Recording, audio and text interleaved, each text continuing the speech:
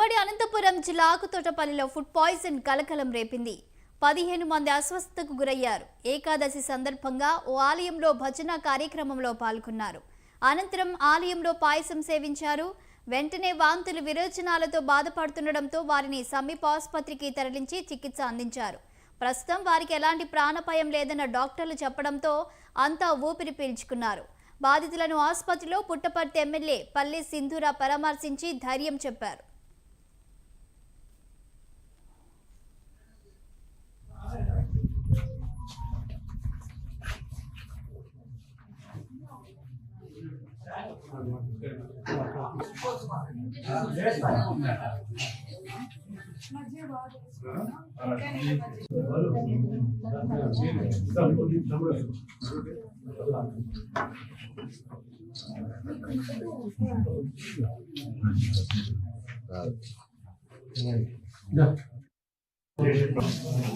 ఒడిసి మండలంలోని ఆకుతోటపల్లి గ్రామంలో నిన్న ఏకాదశి భజన కార్యక్రమంలో పాయసం తిని 8 మంది అక్యూట్ అస్తవ్యస్తకు గురయ్యి 8 మంది మన ఆసుపత్రికి వచ్చి అడ్మిట్ అయ్యారు.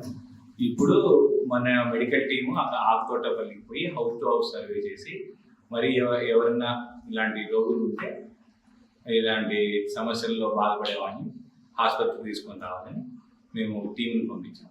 ఇప్పుడు 8 మంది అంతా స్టేబుల్గా, ఇప్పుడు వచ్చిన 8 మంది స్టేబుల్గా బీపీ